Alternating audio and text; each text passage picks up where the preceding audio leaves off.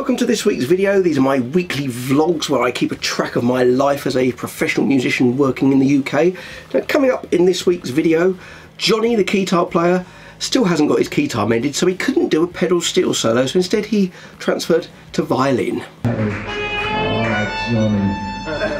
As a result of the violin solo, he ends up on the naughty step. Naughty step!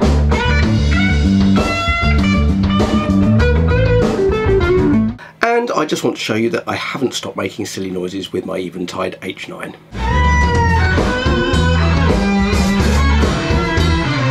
So it's the beginning of January, and this is traditionally a pretty quiet time of the year, although strangely in the past few years I've had a few very busy Januaries, but this year is looking fairly quiet. Now, what with dry January making the pubs struggle a little, and people not really having weddings and stuff right after Christmas, it tends to be a bit quiet as a professional musician. But luckily I have some other things going on. Now this week, and in fact as this video goes live, I shall be in the middle of a session at a studio in London, which I'm very much looking forward to. It's with the Robin Scott band, who you've seen me posting videos about before. In fact, my New Year's Eve gig was with that band. Now, we are going up to London to record 5 songs, hopefully, that Robin has written. So he's not only a brilliant singer and keyboard player, he's also a very fine songwriter. We're going to be recording some of his original music. And I'm going to show you in this video how I've prepared for this session. But first, to break things up, I'm going to show you a little solo I did from the only gig I did this week. I've only got one gig to show you, which actually isn't too bad for January. I mean, I could have no gigs to show you, but I have got one.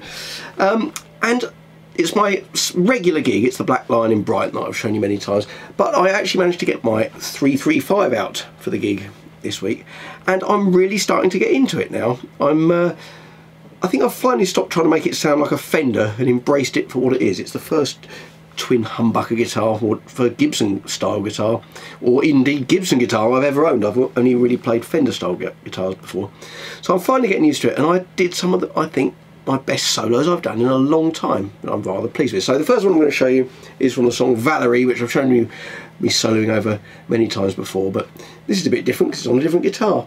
So have a look at this, hope you enjoy.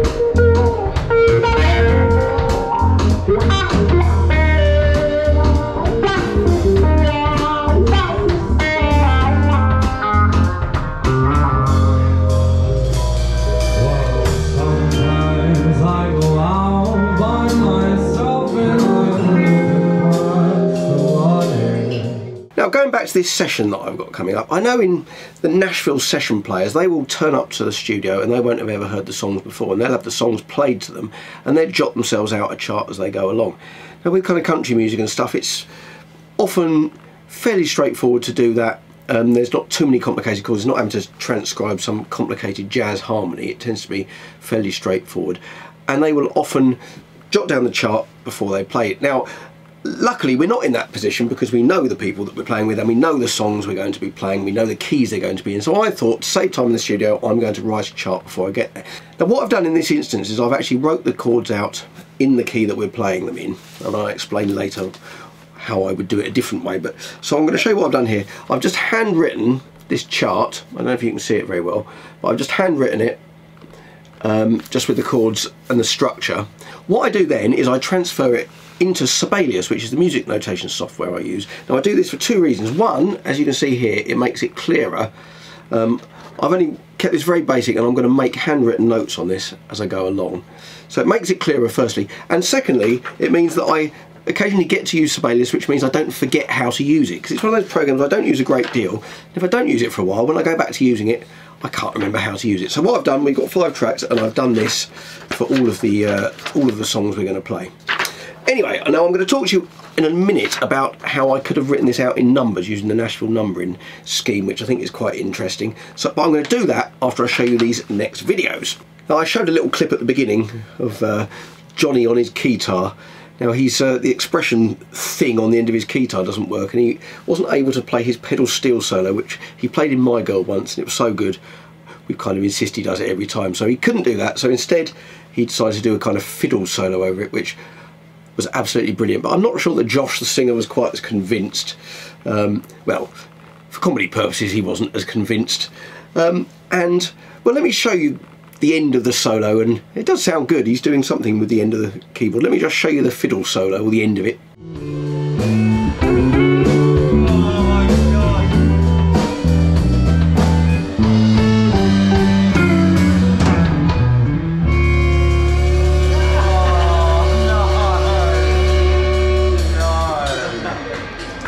Don't clapping.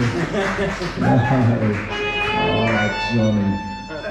As you could hear there, Josh wasn't quite so sure, telling people not to clap and encourage him.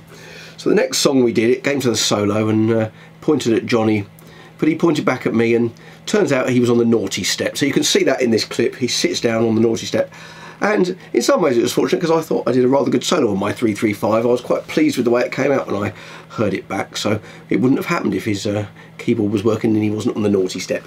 So anyway, this is over, signed, sealed, delivered by Stevie Wonder, so check this one out.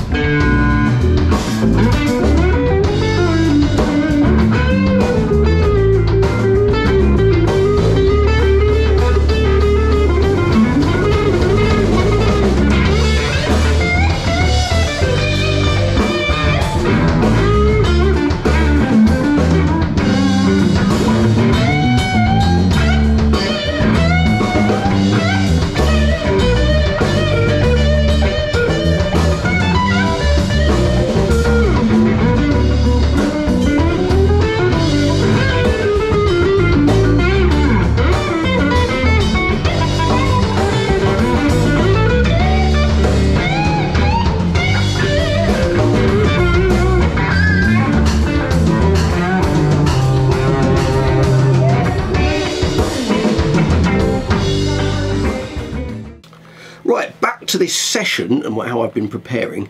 Now, the Nashville numbering system, the way that works, that guys in the Nashville studios will hear the song and they'll jot the song down using numbers rather than chords. So if the song's in C, for example, instead of writing C, they will write 1. Now let me try and explain how that works. I'll just get my guitar up. So the way that this works, say for example we're in C major. Now there's 8 notes in the C major scale. C, D, E, F, G, A, B, C. And there is a chord built off each of those notes. So C major, D minor, E minor, F major, G major, A minor. Then we have a kind of B diminished, which I can't play because it's up there, and then it goes back to C. So there's triads built off each step of the chord. So instead of writing, for example, if the song went,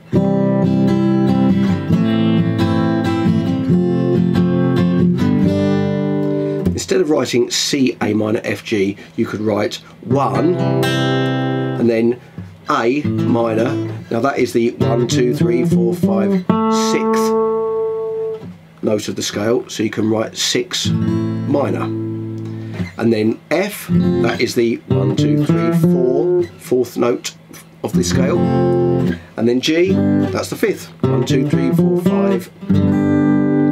So if I'd have written it out in numbers, And I'm thinking actually I probably should have written this out in numbers, because although I know what key the songs are going to be in, and this is the reason the Nashville guys do this, is because sometimes the singer might come in and not be able to sing it in that key and they have to change the key. But the other advantage is if I want to capo and play an acoustic guitar part up higher, I can read the numbers rather than the actual chords, because obviously if I put a capo on, I'm going to be in a different key. So I could have written it out like that, and it means that say I then want to change the song into G. So we've got G major, A minor, B minor, C major, D major, E minor, and then the two I can't reach. It means I don't have to rewrite the chart. I can simply go, the 1 chord is a G, the 6 minor chord, 2, 3, 4, 5, 6, E minor, then the 4 chord, 1, 2, 3, 4, C, the 5 chord, 1, 2, 3, 4, 5 is a D. I wouldn't have to count up like that because I know them, but it's a very good way of doing it, and I actually did a video on this. It was one of my first videos I did, so the content is quite good, although my presenting of it isn't quite as good. But if you check it out somewhere back in the archives of my channel, there's a video called Play Any Song in Any Key, and that will explain that in a bit more depth. But anyway, I hope that was interesting and useful. I thought I'd mention it as I've been kind of thinking about it this week. Right, back to the gig footage. Now, it was very quiet in the pub. It's the same gig that I showed you at the end of my last video, which was absolutely rammed in between Christmas and New Year's Eve. But this week it wasn't totally dead, but it was much quieter than it was the week before. Well, it wasn't any quieter than it kind of is throughout the rest of the year. But we played a bit of jazz. I have no idea why. We've never done it in there before, and I can't really play jazz if I'm honest. I can kind of make jazzy sounds, but I made this little video to kind of explain how I managed to improve my jazz playing slightly.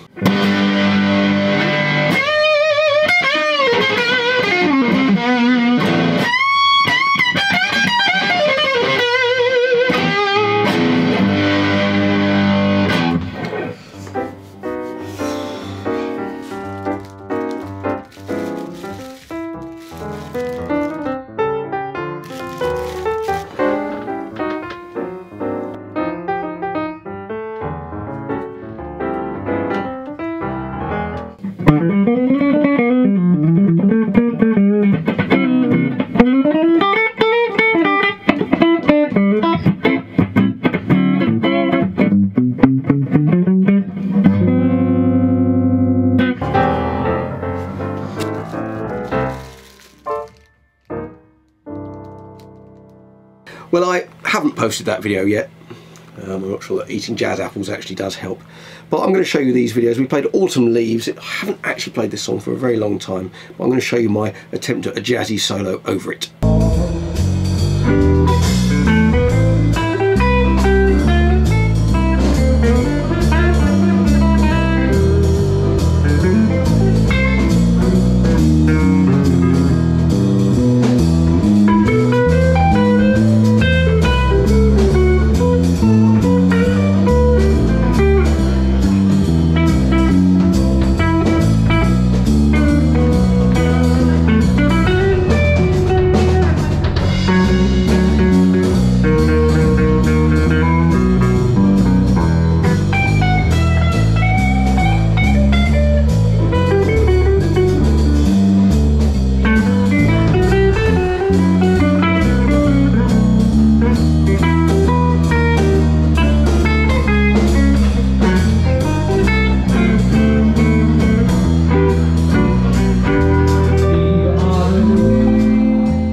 Now this next solo, this continued our 2-song jazz section, and we did the other old cliche, we did Summertime, and I did a solo in this, and when I was watching it back I thought, oh, that just about makes sense. I managed to keep it jazzy for a bit, then I gave up and just did the usual thing over it, but I thought it was quite a good solo, so I'm going to show you this.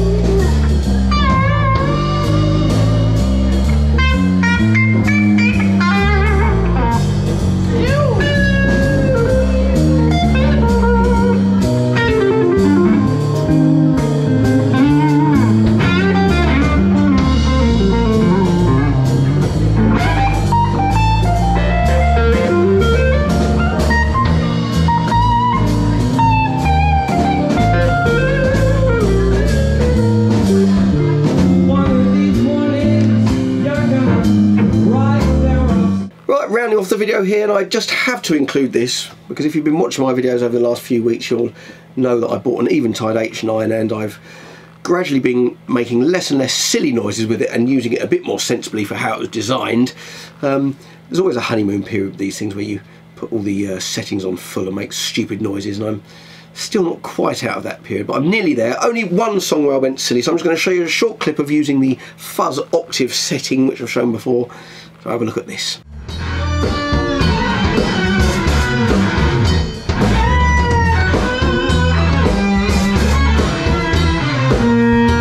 Right, well that's quite enough of that.